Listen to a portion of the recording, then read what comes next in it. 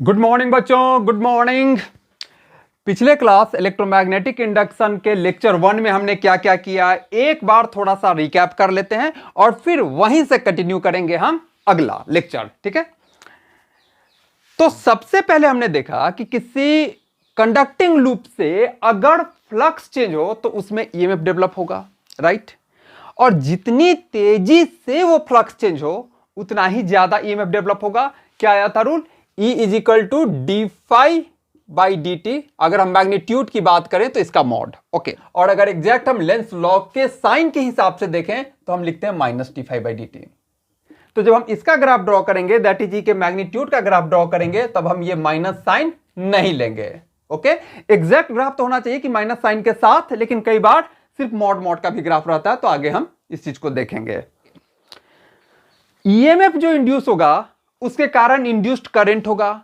उस induced current का direction देने के लेंस लॉ ने दिया था। क्या दिया था?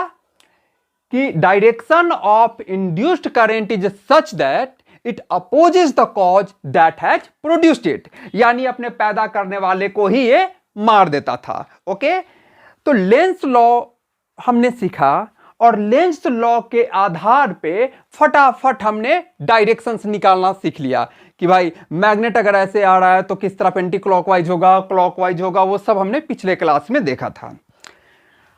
अब एक बात, आखिर लेंस लॉ ने ये रूल दिया कि ठीक है कि डायरेक्शन ऑफ इंड्यूस्ड करंट, अपने जो फ्लक्स चेंज हो रहा है, बढ़ रहा है, तो डायरेक्शन इस तरह से कर दो कि घटाए, और घट रहा है तो इंड्यूस्ड करंट का डायरेक्शन इस तरह से कर दो कि वो बढ़ाए फ्लक्स को, ठीक है। तो इसके पीछे की लॉजिक क्या है, आखिर किस आधार पे ये था? तो आज हम इस चीज को देखेंगे कि लेंस लॉ किस प्रिंसिपल पे बेस्ड है, और फिर कुछ और न्यूमेरिकल्स देखेंगे ताकि हमें इस कंसेप्ट की फर्दर क्लैरिटी हो। देखिए, फिजिक्स में ना कुछ ही प्रिंसिपल्स हैं और पूरी फिजिकल फेनोमेना उन्हीं के इर्द गिर्द घूमती है, बस उसी को जोड़ जोड़ के हमें देखना और समझना होता है। तो चलिए आज हम देखें कि Lenz law basically conservation of energy पे है, तो किस तरह से ये कंजर्वेशन ऑफ एनर्जी पे बेस्ड है। चलिए हेडिंग दे दीजिए, Lenz law and conservation of energy. लिखा जाए यहां Lenz law and conservation of energy, conservation of energy, conservation of energy. देखिए, हम कुछ कॉमन एग्जांपल को ही लेके स्टार्ट करें। जैसे हमने कहा था कि भाई ये मैग्नेट का नॉर्थ इधर की तरफ आ रहा है, तो इस लूप में इंड्यूस्ड करंट, हमने कह दिया था कि नॉर्थ इधर से आ रहा है तो यहां भी ये नॉर्थ बना देगा, और इस नॉर्थ के आधार पे हमने कह दिया था क्या कि इसमें एंटी क्लॉकवाइज करंट इंड्यूस हो जाएगा। फ्लक्स बढ़ रहा है तो नॉर्थ, उसको घटाने के लिए यहां नॉर्थ कर देगा। यही बात हमने कहा था ना कि इधर से नॉर्थ अगर पास में आ रहा है तो उसको अपोज करने के लिए अपना नॉर्थ क्रिएट कर देगा, फ्रंट फेस, इसकी तरफ वाला फेस, ओके। अब अगर हम ये माने कि ये नॉर्थ क्रिएट ना हो करके साउथ क्रिएट हो जाए, ठीक है, अगर किसी बात को सही है, इस बात को देखने के लिए अगर हम उसके उल्टा बात करके देखें कि ये नहीं ये हो रहा है, तो सिचुएशन क्या बनेगी और वहां से क्या कंक्लूजन निकल के आता है, वो चीज देखें। हमने कहा कि भाई इधर से ये नॉर्थ आ रहा है, राइट, यहां नॉर्थ ना बन करके यहां साउथ बन गया, यहां साउथ बन गया, ओके। और साउथ के करस्पॉन्डिंग जो भी डायरेक्शन है, वो चलिए डायरेक्शन तो भी हम बाद में देखेंगे। यहां साउथ बन गया, ये साउथ इस नॉर्थ को थोड़ा और पीछे बना लें और समझने में इसे आसानी होगी।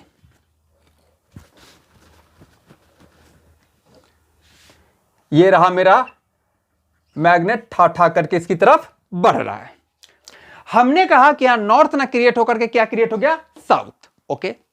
तो नॉर्थ साउथ तो ऑटोमेटिकली एक दूसरे को अट्रैक्ट करेंगे ना, यानी ये चीज इस चीज को ऑटोमेटिकली अट्रैक्ट करता जाएगा, यानी ये चीज इस चीज पे ऑटोमेटिकली फोर्स लगाता चला जाएगा, उस फोर्स की वजह से ये चीज इधर की तरफ एक्सीलरेट होता चला जाएगा, इसकी वेलोसिटी बढ़ती चली जाएगी।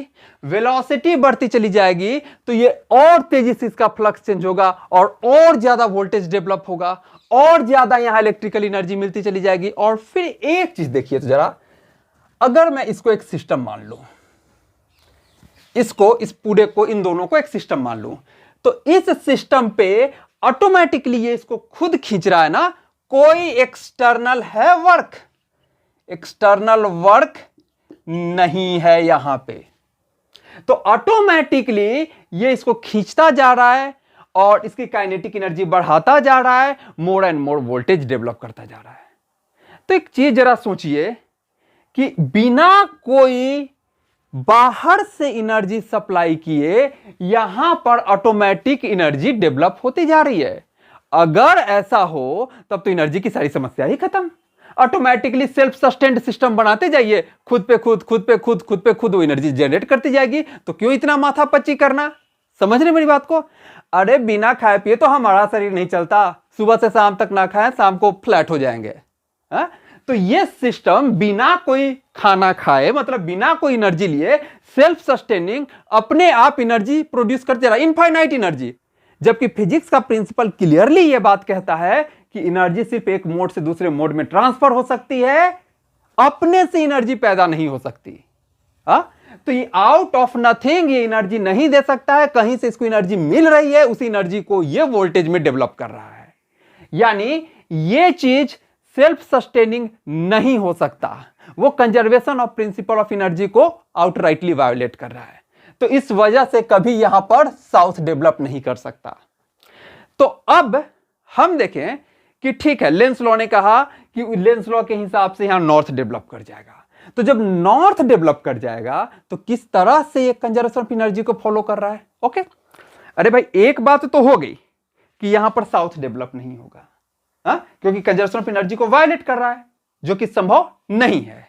ओके, तो अब अगर यहां नॉर्थ बन रहा है तो वो कंजर्वेशन ऑफ एनर्जी को फॉलो कैसे कर रहा है, इस चीज को देखा जाए। चलिए,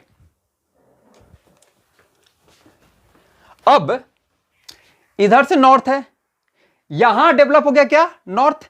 ये नॉर्थ इस नॉर्थ को क्या करेगा, रिपेल करेगा, राइट।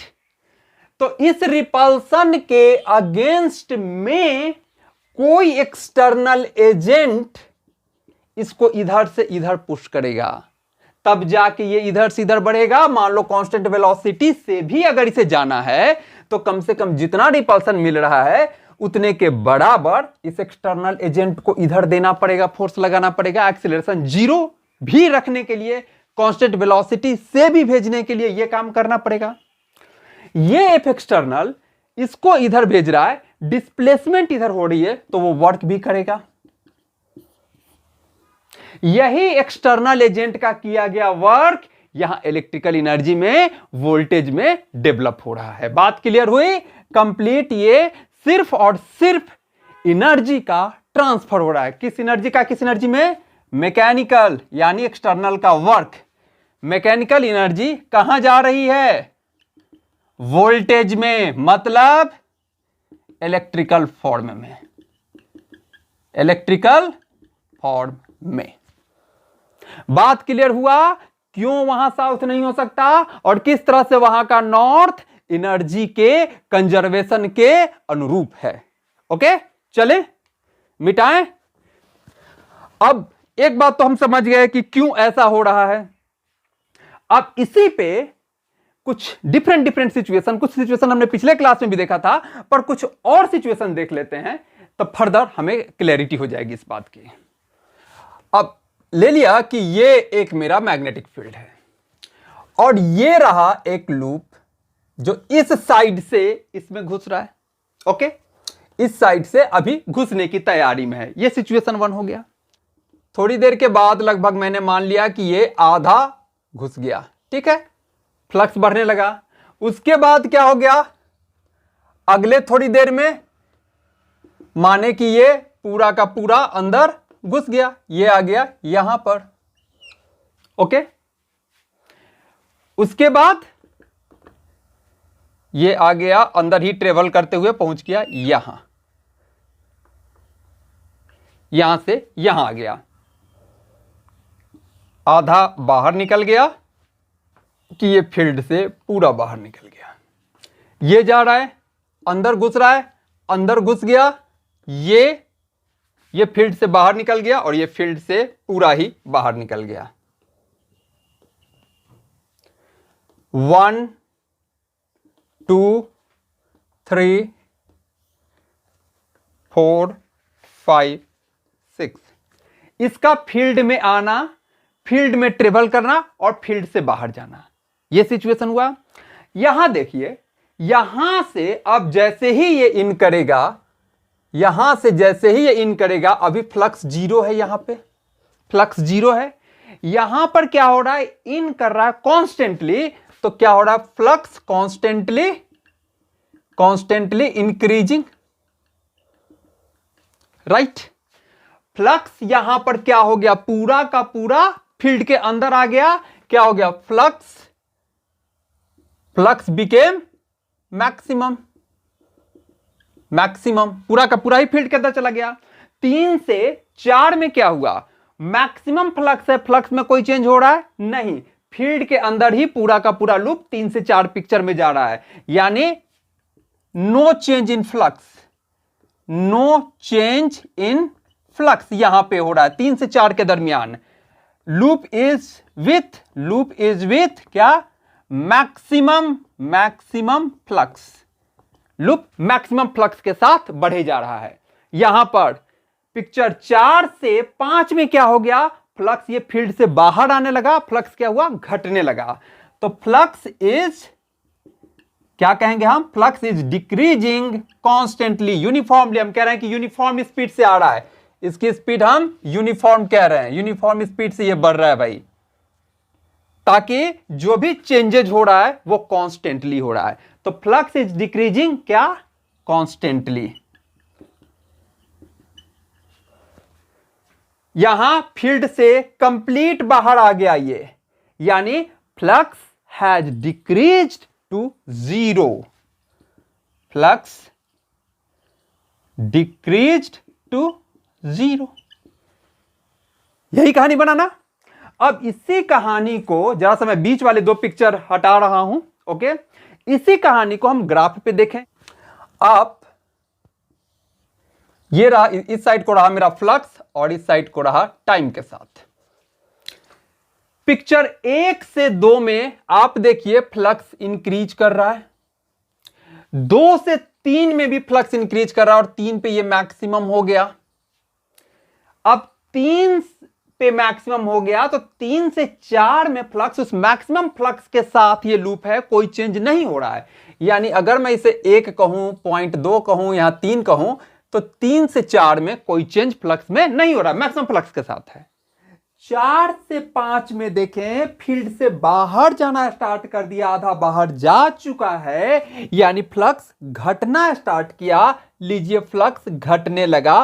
और 5 से 6 में पूरी तरह बाहर चला गया, फ्लक्स घटते घटते क्या हो गया, जीरो। ये कहीं बीच में 5 कह दीजिए, यहां 6 कह दीजिए। क्लियर, बात क्लियर हो गया। फ्लक्स का कांस्टेंटली बढ़ना, 3 से 4 पे कांस्टेंट रहना, 5 से 6 पे कांस्टेंटली डिक्रीज होकर के जीरो हो जाना। तो अब वोल्टेज इंड्यूस कैसे होगा, मिटाओ नीचे वाला। चलिए अब इसके करस्पोंडिंग अगर हम वोल्टेज का यहीं पे ग्राफ ड्रॉ करना चाहें, ये रहा मेरा ईएमएफ और ये रहा टाइम। टाइम के साथ यूनिफॉर्मली फ्लक्स डिक्रीज कर रहा है, ओके।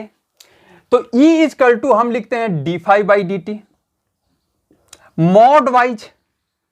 अदरवाइज साइन के साथ अगर मुझे लिखना है तो -d∅dt लिखूंगा। फ्लक्स बढ़ेगा तो ईएमएफ इंड्यूस नेगेटिव होगा। यहां कॉन्स्टेंटली फ्लक्स बढ़ रहा है, राइट, कॉन्स्टेंटली बढ़ रहा है, d∅dt कांस्टेंट है, मतलब वोल्टेज कांस्टेंट होगा। d∅dt rate of change of magnetic flux, अगर वो कांस्टेंट है तो हमारा ईएमएफ भी कांस्टेंट आएगा। आप सिंपल देखिए ना, वेलोसिटी का रेट ऑफ चेंज क्या है? Acceleration, right? वेलोसिटी का रेट ऑफ चेंज है एक्सीलरेशन। अगर वेलोसिटी कांस्टेंट रेट से चेंज करे तो एक्सीलरेशन कांस्टेंट होता है। एक्सीलरेशन का ग्राफ आप स्ट्रेट लाइन ड्रॉ करोगे, मैं कह रहा हूं फ्लक्स कांस्टेंट रेट से चेंज करे तो ईएमएफ जो rate of change of flux है कांस्टेंट होगा, उसका स्ट्रेट लाइन आएगा पर निगेटिव, यानी बढ़ते हुए में हम क्या करेंगे? निगेटिव। ये यूनिफॉर्म कांस्टेंट, ये रहा 3 से 4 के दरमियान, 3 से 4 के दरमियान अगर आप यहां इसी लाइन को यहां लाओ और 3 वाली लाइन को अगर आप डॉट डॉट डॉट करके यहां लाओ तो एकदम इससे मिलता हुआ इस तरह का हो गया। यहां निगेटिव, 3 से 4 में कोई चेंज नहीं, देखिए 0। हमें फ्लक्स के मैक्सिमम से मतलब नहीं है भाई, चेंज होना चाहिए, ठीक है? मैक्सिमम मिनिमम नहीं, चेंज चाहिए हमें। मैक्सिमम फ्लक्स लेके बैठा हुआ है 3 से 4 तक, पर कोई चेंज नहीं है, तो no change, no EMF generation. हमने कर दिया 0। अब कॉन्स्टेंटली डिक्रीज कर रहा है तो ईएमएफ पॉजिटिव, ईएमएफ पॉजिटिव और कांस्टेंट रेट से डिक्रीज कर रहा है, मतलब पॉजिटिव और कांस्टेंट, वो d∅dt कांस्टेंट, यानी कि ऐसे। अगर मैं इसको ऐसे यहां पे ले आऊं तो ये हो गया, मेरी कहानी बन गई ये, ओके? 1 से लेकर 3 तक में constant negative EMF, 0 EMF, constant positive EMF. पर अब यहां पर एक चीज ध्यान देना है, कई बार ना आपके आंसर में सिर्फ और सिर्फ ई का मॉड का ग्राफ दे देता है। मान लो 4 ऑप्शन है, तो 4 ऑप्शन में ये वाला किसी में नहीं है कौन सा? ये वाला। मैं डॉट डॉट से दिखा दे रहा हूं, ये। तो आपने कंफ्यूज नहीं होना है, आपने इसको टिक कर देना है। क्यों? क्योंकि वो मॉड की बात कर रहा है, उसने साइन कंसीडर नहीं किया है। अगर ऑप्शन में दोनों हो, मतलब ये वाला भी हो और ये वाला भी हो, तब हम इसे टिक करेंगे। पर अगर ऑप्शन में ये वाला ना हो तो मॉड वाला के हिसाब से हम ये वाला टिक करेंगे, तो उसमें कंफ्यूज नहीं होना है, राइट? चलिए, क्लियर? ये कहानी क्लियर? चलिए मिटा रहा हूं, अब कुछ और केसेस करें। दूसरा एग्जांपल, वही बड़ा कॉमन सा एग्जांपल कि भाई ये मैग्नेट है और इस लूप की तरफ ये मैग्नेट आ रहा है। नॉर्थ पोल मान लिया, जो हम शुरू से लेते आ रहे हैं, ओके? इसमें फ्लक्स चेंज हो रहा है, इसका फ्लक्स इससे ये रहा, ओके? जैसे जैसे ये पास आएगा वैसे वैसे फ्लक्स बढ़ेगा। जब बिल्कुल पास आ जाएगा फ्लक्स मैक्सिमम होगा, जब दूसरी तरफ जाने लगेगा तो वैसे ही फ्लक्स घटने लगेगा। तो इसके फ्लक्स चेंज का ग्राफ देखें कैसा होगा। चलिए, ये यहां पर देख लेते हैं, ये रहा मेरा फ्लक्स और ये समय के साथ कैसे तो बढ़ रहा है आगे, तेजी से फ्लक्स बढ़ा, ये रहा तेजी से फ्लक्स बढ़ा। फ्लक्स यहां आते आते मैक्सिमम होगा, तो देखिए ऐसे, अब ये मैक्सिमम बनने के लिए ऐसे चेंज किया, ओके? देख रहे हैं ऐसे, और फिर मैक्सिमम से दूसरी तरफ जाते हुए कर्व इसी चीज को रिपीट करेगा। आप कह सकते हैं इसका मिरर इमेज हो जाएगा, यहां से ऐसे ऐसे और फिर 0, यहां करके 0, कुछ ऐसा कर्व बनेगा। यहां पर भी फ्लक्स 0 था, काफी दूर था, फिर काफी दूर चला गया, मैंने कहा कि फ्लक्स हो गया 0, और यहां पर है मेरा फ्लक्स मैक्सिमम, ये फ्लक्स है मैक्सिमम। अब इस चीज को जरा सा गौर से देखिए कि इसके ईएमएफ का ग्राफ कैसा बनेगा। तो उसके जरा सा इस पॉइंट पे हम गौर करते हैं। ये पॉइंट को हम O मान लिए, इस पॉइंट को A कह देते हैं, इस पॉइंट को B कह दिया जाए, इस पॉइंट को C कह दिया जाए और इस पॉइंट को D कह दिया जाए, राइट? इस पॉइंट को पे देखिए कर्वेचर चेंज हो रहा है, मतलब ऐसे बड़ी तेजी से फ्लक्स बढ़ रहा था और मैक्सिमम की तरफ ऐसे हुआ, यानी कि यहां तक आप देखिए कर्वेचर ऐसे है और यहां के बाद कर्वेचर ऐसे है। मतलब यहां अगर एक सर्कल खींचिए तो उसका सेंटर इस तरफ है और यहां अगर एक सर्कल खींचिए तो उसका सेंटर इस तरफ है। तो जहां पे कर्वेचर चेंज होता है मैथमेटिकली हम उसे पॉइंट ऑफ इन्फ्लेक्शन कह देते हैं। ए और सी को मैथमेटिकली हम क्या कहेंगे? Point of inflection. इसकी जानकारी इसलिए जरूरी है क्योंकि यहां से रेट ऑफ चेंज पे फर्क पड़ता है और रेट ऑफ चेंज ही आपका ईएमएफ है।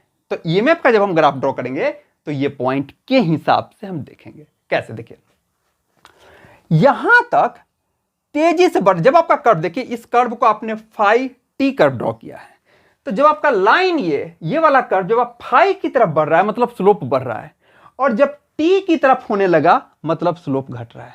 फिर से सुनिए, यहां से ओ से लेके ए तक जब आपका कर्व फाई वाले वाई एक्सिस की तरफ बढ़ रहा है मतलब स्लोप बढ़ रहा है। फ्लक्स तो बढ़ ही रहा है, फ्लक्स तो बढ़ ही रहा है, पर स्लोप बढ़ रहा है, मतलब इंक्रीजिंग रेट से फ्लक्स बढ़ रहा है। समझ रहे हैं बात आपकी? ई जो है, जो कि d phi by D t है, तो d phi by D t यानी स्लोप बढ़ रहा है, तो ये d phi by D t आपका is increasing up to point A, is increasing up to point ए।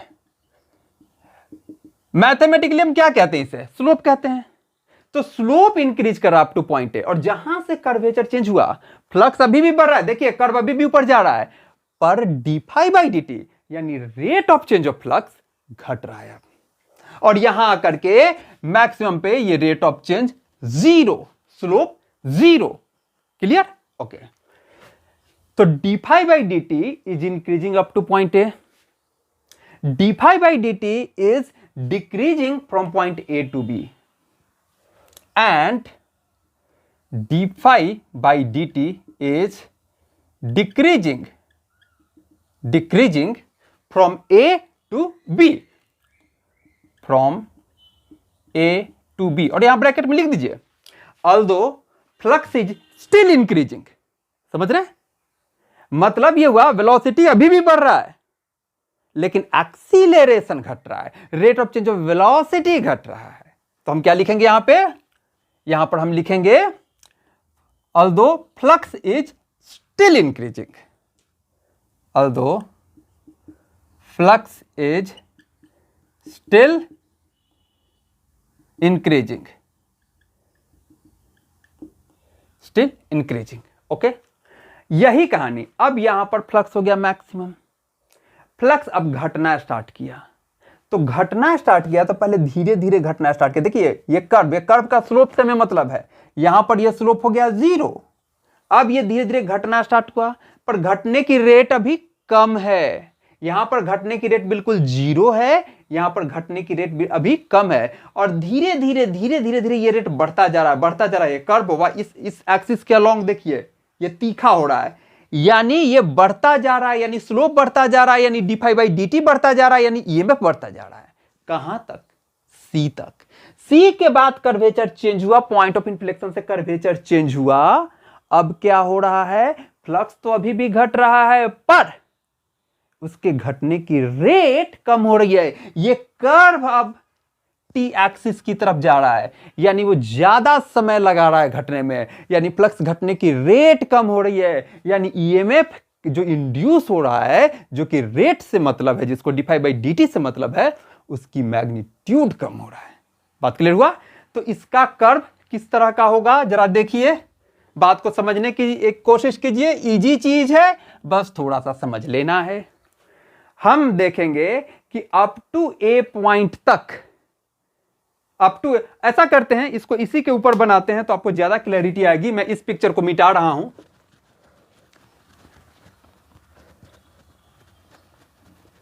चलिए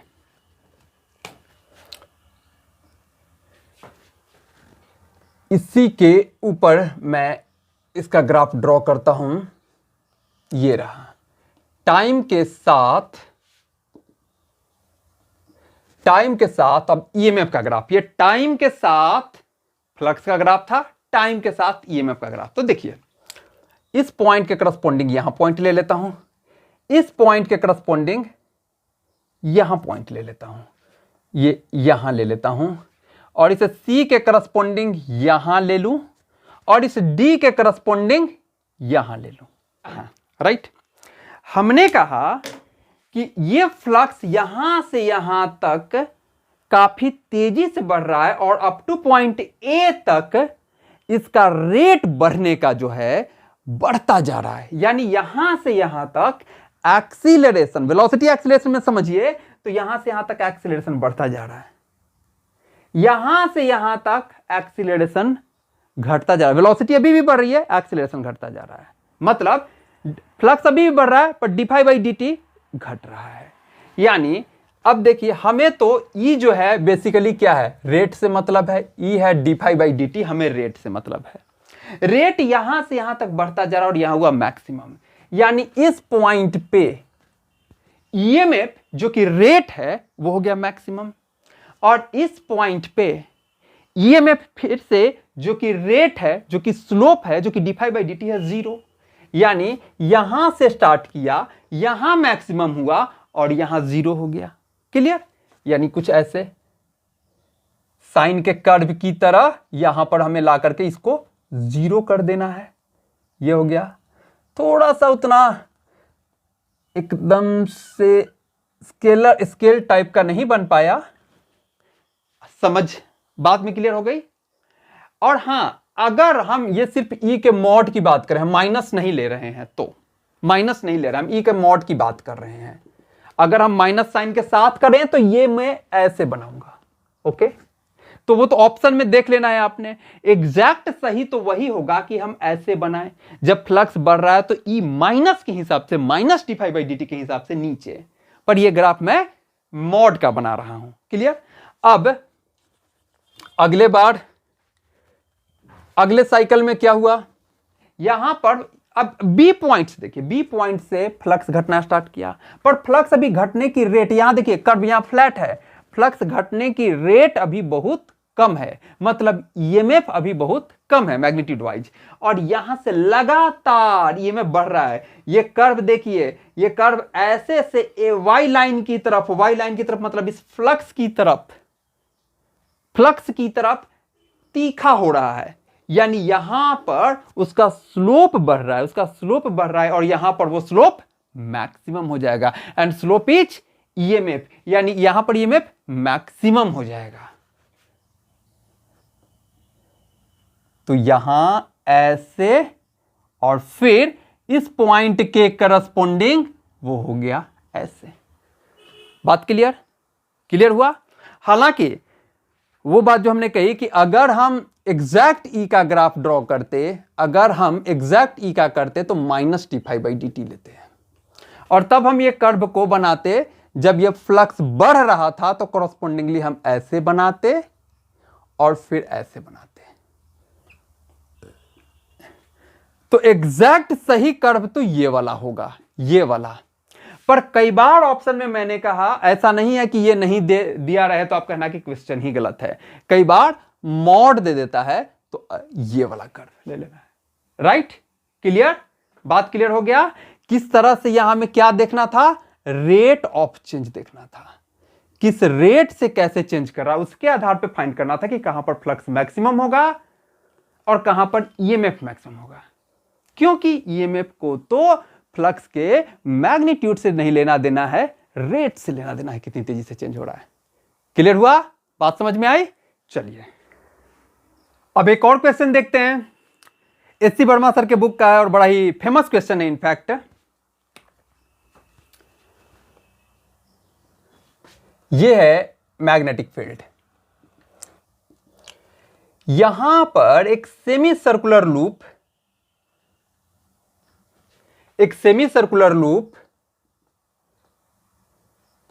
ओमेगा से घूम रहा है।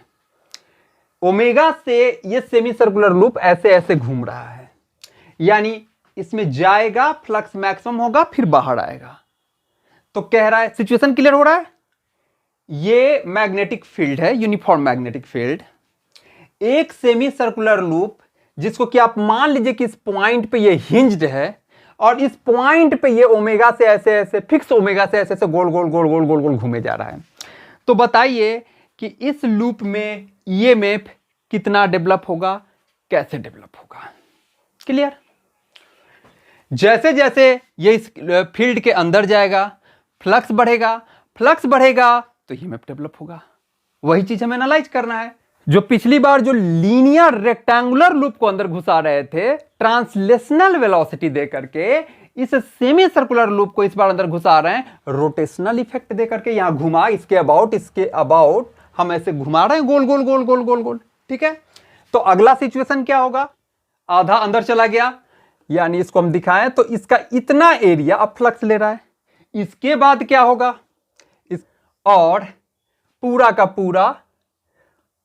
पूरा ये आ गया अंदर। हम शेडेड एरिया से क्या दिखा रहे हैं कि इतने दूर का एरिया अब फ्लक्स कवर कर रहा है। इसके बाद क्या हो गया, आधा बाहर निकल जाएगा। लगातार देखिए, लगातार ये ओमेगा से घूम रहा है, लगातार ये ओमेगा से घूम रहा है। तो अब क्या हो गया,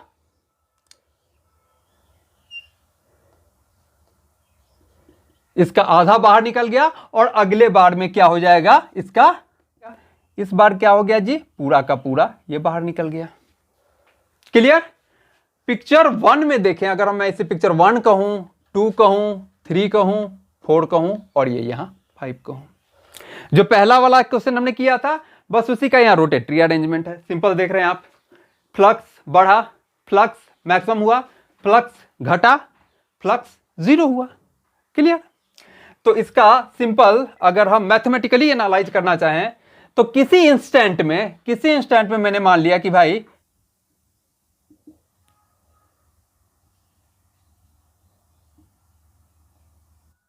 इसका इतना एरिया फील्ड के अंदर है।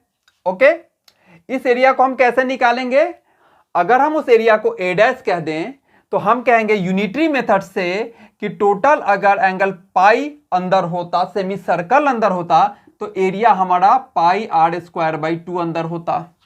लेकिन थीटा के corresponding theta by pi into pi r square by 2 अंदर होगा। राइट?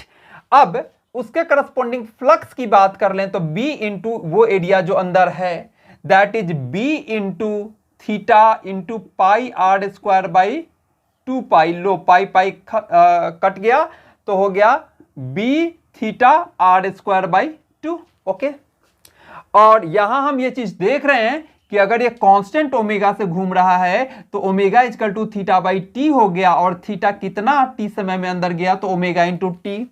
हम इस थीटा को ओमेगा इंटू टी पुट कर दें, हो गया क्या, B r square by 2 omega into T. Okay, B omega are square by 2 into T.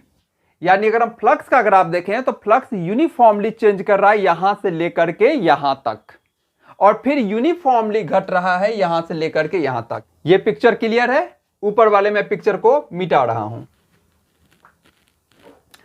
तो फ्लक्स के हिसाब से अगर हम देखें तो इसका फ्लक्स का समय के साथ देखें तो देखा था 1 से 2 में क्या हुआ था, 1 में कंप्लीट बाहर था, ऐसा ही था ना, 1 में कंप्लीट बाहर था और 2 में ये आधा अंदर जा चुका था।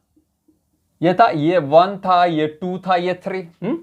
तो 1 से 2 से लेके 3 तक में ये कॉन्स्टेंटली बढ़ रहा है फ्लक्स। ओके, और ये हो गया मेरा 1, ये हो गया 2, ये मेरा हो गया 3। ओके, और 3 यहां से 3, 4, 5 कॉन्स्टेंटली फ्लक्स घटते घटते 5 में हो गया 0। ओके, ये कहानी हुआ 3, 4, 5 में, और फिर बार बार यही साइकिल रिपीट हो रहा है।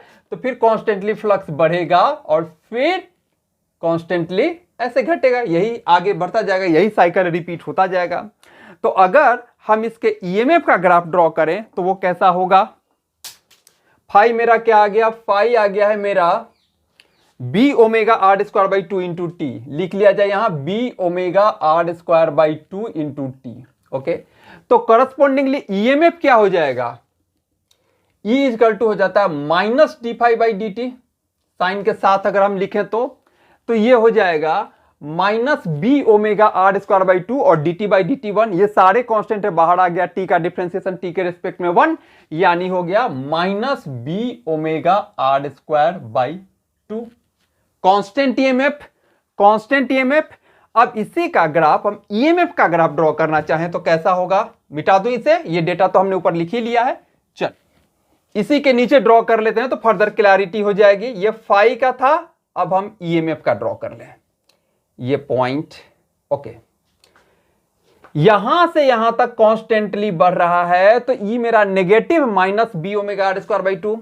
कांस्टेंट ईएमएफ, कांस्टेंटली बढ़ रहा है तो कांस्टेंट ईएमएफ, ओके, हमें रेट से मतलब है, तो ये देखिए यहां से लेके यहां तक, यहां ये कांस्टेंट ईएमएफ, ओके, यहां से यहां तक, यहां से यहां तक कांस्टेंटली घट रहा है, तो फिर हो गया ये EMF positive B omega are square by two, B omega are square by two, ये ऐसे, ओके। फिर ये कहानी इसी चीज को रिपीट करेगा, यानी फिर ये ऐसे इसके करस्पॉन्डिंग, और फिर ये ऐसे, ये रिपीट होता चला जाएगा। ये मैग्नीट्यूड मेरा कितना है, ये वाला constant B omega are square by to.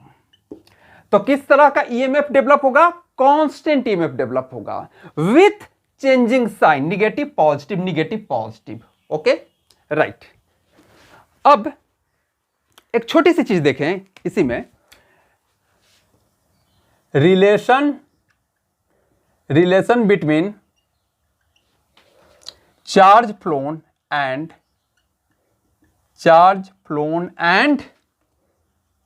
Flux change, flux change.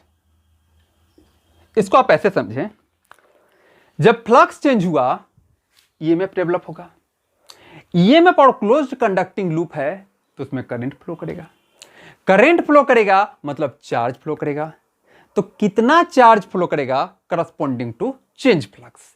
ये देखिए आप, ई के मैग्नीट्यूड को हमने क्या कहा है, d phi by D T,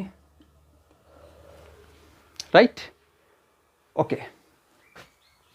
अब ई होता क्या है, I R equal to I R. अगर वोल्टेज आया और उसमें उस लूप में रेजिस्टेंस आर है तो करंट फ्लो करेगा ना, ई बाई आर, तो वहां से हमने लिख दिया E equal to I R. I R equal to क्या हो गया, d phi by D t, okay. इस डी टी को इधर ला रहा हूं तो हो गया, और इस आर को इधर ला रहा हूं, इसको एक सिस्टमैटिक अरेंज कर लेते हैं, I D t equal to d phi, और इस आर को यहां, यानी यहां के आ गए डिनोमिनेटर में, इसको इंटीग्रेट कर दे रहे, इंटीग्रेटिंग बोथ साइड्स, तो हमें ऊपर वाला रिलेशन आ जाएगा, integration I D t is equal to integration D phi by R, R constant है बाहर निकाल लो, 1 by R integration D phi, integration I D t क्या देगा, आई इक्वल टू होता क्या है, d q by D t, तो आई डी टी क्या हो गया, डी क्यू। जब आप इंटीग्रेशन करते हो दोनों तरफ तो इंटीग्रेशन आई डी टी क्या दे दिया, integration D Q. Integration D Q means total charge flown delta Q, बात क्लियर हुआ। Integration I D T means total charge flown delta Q, और integration D phi means total flux change delta phi by R. ये relation आ गया क्या, total charge flown equal to total change in flux divided by resistance. लिख लिया जाए, direct इस पे प्रॉब्लम रहता है, total charge phloem is equal to total flux change divided by R. यही हो गया। अब छोटा मोटा प्रॉब्लम इस पे देख लिया जाए, बात और समझ में आ जाएगी। मान लेते हैं, क्वेश्चन ले लेते हैं कि इस कंडक्टिंग लूप से होके फ्लक्स चेंज हो रहा है, φ1 10 वेबर से φ2 50 वेबर हो गया, ओके। रेजिस्टेंस है इसका 10 ओम ले लिया जाए, तो बताइए कितना चार्ज फ्लो किया इस दरमियान। सॉरी, कितना चार्ज फ्लो किया इस दरमियान। हमारे पास क्या रेडीमेड फॉर्मूला निकल करके आ गया है, delta q equal to delta phi by R. कितना डेल्टा फाइव हो गया भाई, 50 माइनस 10। रेजिस्टेंस कितना है 10, क्या हो गया 40 बटा 10 इज इक्वल टू 4। क्या है, चार्ज है कूलम। Clear, clear. इसी में थोड़ा और चेंज कर दें, क्वेश्चन को थोड़ा दूसरे ढंग का कर दिया जाए। मान लेते हैं कि induced current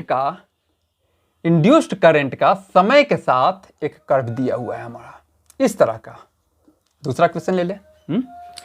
initially induced current था, मान लेते हैं 4 एम्पियर, और t इक्वल टू 1 सेकेंड में ये 4 एम्पियर से हो गया 0 एम्पियर।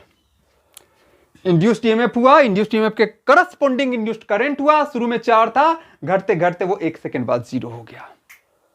ओके, अब हमें दे रखा है कि फिर से ले लेते हैं कि जिस कंडक्टिंग लूप में ये कहानी हो रही है, फिर से उसका रेजिस्टेंस हमने ले लिया 10 ओम। तो अब पूछेगा कि टोटल चेंज इन फ्लक्स बताइए।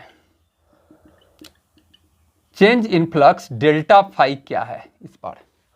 क्लियर, हमें इंड्यूस्ड करंट दिया हुआ है, हमें रेजिस्टेंस दिया हुआ है, हमें पूछ रहा है कि ये जब ऐसा हुआ तो बताइए फ्लक्स चेंज कितना हुआ होगा जिसके करस्पॉन्डिंग ये राम कहानी हुई होगी। चलिए, क्या है हमारा delta q equal to delta phi by R. क्या निकालना है इस बार, डेल्टा फाइव। डेल्टा फाइव को एक तरफ रखिए, आर को भेजिए उस तरफ, आर इंटू डेल्टा क्यू। पर डेल्टा क्यू ना दे करके हमें क्या दिया है, कर्व दिया है, ग्राफ दिया है इंड्यूस्ड करंट का टाइम के साथ। कोई बात नहीं, क्या होता है delta Q, integration I D T. Clear, direct ना दिया है तो इनडायरेक्ट निकाल लेते हैं, integration I D T. Integration I D T कैसे निकालेंगे, एरिया अंडर द कर्व। आप जब भी इंटीग्रेशन आए उसका ज्योमेट्रिकल मीनिंग क्या है, एरिया अंडर द कर्व। जब भी डिफरेंशिएशन आए उसका ज्योमेट्रिकल मीनिंग क्या है, स्लोप ऑफ द ग्राफ। यानी ये क्या है basically, area under IT curve. Area under IT curve जो दिए हुए आईटी, ये एरिया हम निकाल देते हैं कितना है, ये मेरा ओरिजिन है। ओके, तो ये एरिया हो जाएगा कितना, देखिए half into base 1 second into height half 4। Clear, 2 दूना 4, 2 यूनिट आ गया। तो क्या हो गया यहां पर देखिए, रेजिस्टेंस था आपका कितना 10 ओम, 10, और ये एरिया कितना आ गया 2। तो 10 गुना 2 दैट इज 20। क्या निकालना था हमें, flux that is weber, 20 weber. कहानी क्लियर। तो थोड़ा बहुत घुमा फिरा के दे, कैसे भी दे, आप समझ गए इसके पीछे के फंडा। डेल्टा क्यू इक्वल टू क्या है, डेल्टा फाइव बाई आर। तो चलिए, हमने लेंस लॉ की थोड़ी फर्दर और क्लैरिटी की, थोड़ी बातों को और समझने की कोशिश की। तो इस क्लास को मैं यहीं पे खत्म कर रहा हूं, और अगले बार इसका एक बड़ा ही इंटरेस्टिंग पहलू मोशनल ईएमएफ स्टार्ट किए जाएंगे। तो ठीक है, मजे से पढ़ाई करते रहिए। थैंक यू बच्चों, थैंक यू।